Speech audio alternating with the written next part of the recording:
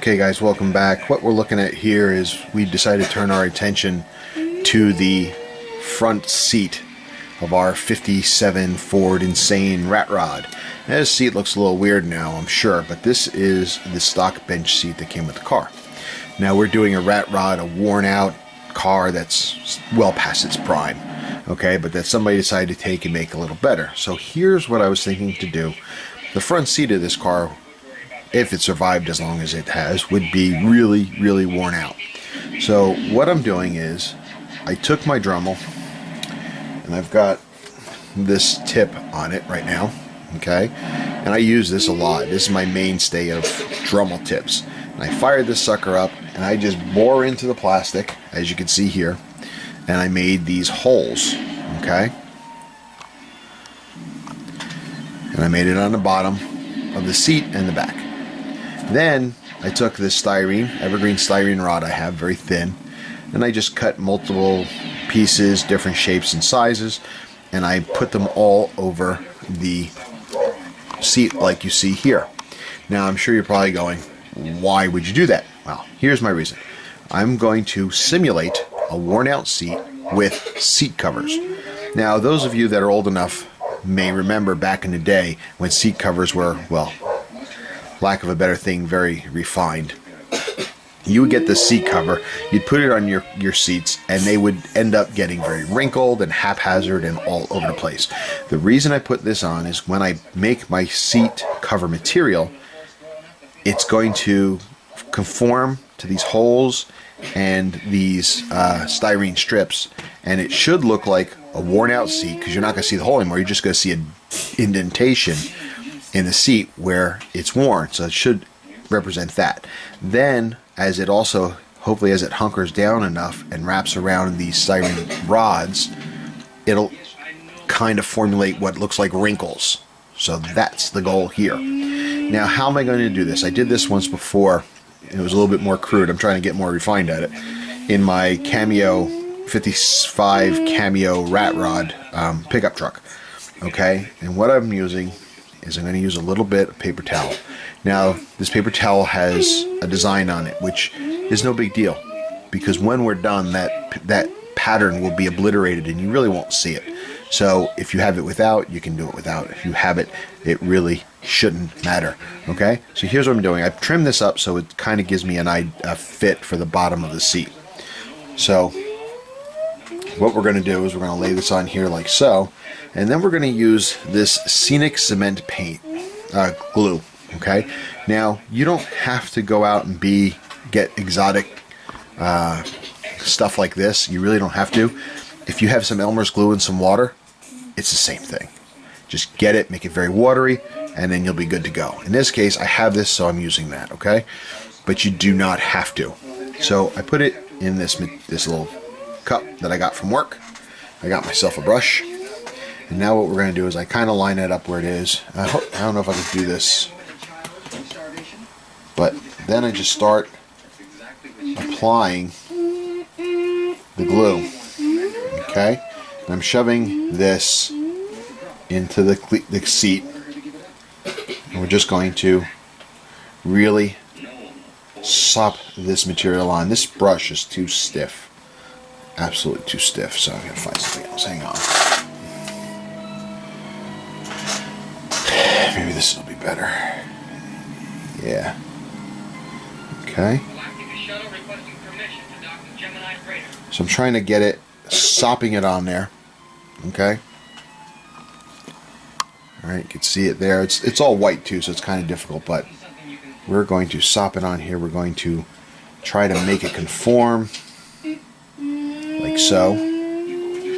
Okay.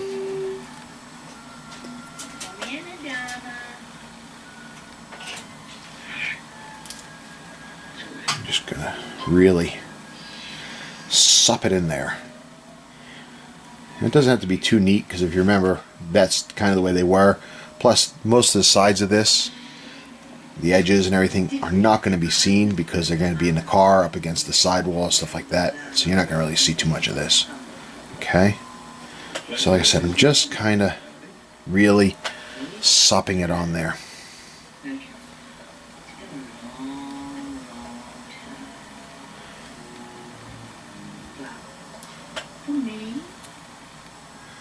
Okay. Now, I'm twoing now is just kind of pushing. I'm going to use my stiff brush again, and I'm kind of really pushing the material down around the styrene that I put there. Okay, so I really want it to stick there. What do you want in return for the address? Okay. After all these years, I think that should be obvious. Well, you.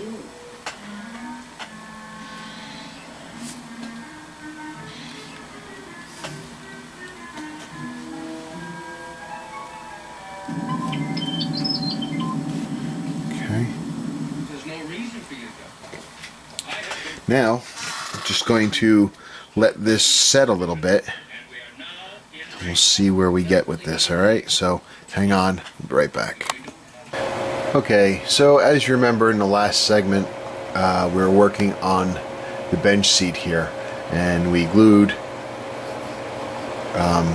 fabric down on the bottom and the top, and now I'm just kind of waiting. It's unkempt right here because I still need to do the back. Okay, because what I want to do is I want to attach the back of the seat, and then I want to put roll this over, and I want to have the another piece I'm going to add.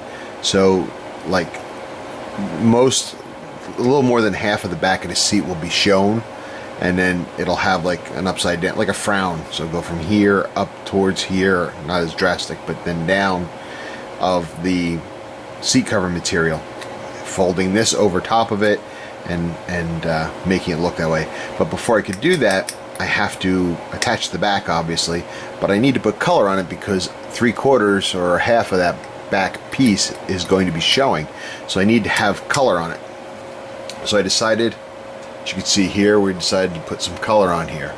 So the color I chose is this Cayman blue. You know, it's not going to be an exact 57 color. Who cares? It doesn't matter. But for right now, we've got color on, and it looks nice and bright right now. But we'll weather this down so it has a nice weathered look to it, so it doesn't look as fresh. Actually, I may go two-tone on it and still apply some white. We'll see. But that's where we are right now. So we're going to let this stuff dry really well. Tomorrow I'll come back again and I'll coat it all with some Future to seal it in. I already had a little piece, you can't see it here, but I had a little scuff marks from just laying this down on its face. It already removed the paint. So we'll Future this, let it dry really well, and then we'll progress from there. But for right now, like I said, we got a little color on all the parts. I even did the roof, gave some color there, so it's not so bare. It should look pretty good. So hang on, we'll be right back. Okay, so here we are with a mock-up of our 57 Insane Chevy interior. As you can see, we've got our front bench seat covered. It's looking rather worn and tattered. As you can see, before last we left, this was all laid down. The top was up and flapping in the breeze here. I didn't cover it over because I needed to put the back on. I didn't have it painted yet. So as you can see here, I was able to put some color down on the interior parts, and then I was able to make the back of the seat cover cushion, and that's the way it looks now. So that's just kind of cool. Kind of cool. That's going to sit about there. The rest of the interior, as you can see here, we painted that in the last segment, and as you can see, I've weathered it. We put in the framework here, the aluminum on the back. It was, well, actually back up a second, let me go through this a second real quick. Cayman blue was the color that I used for the blue in general. Did it all. Nice, fresh and clean.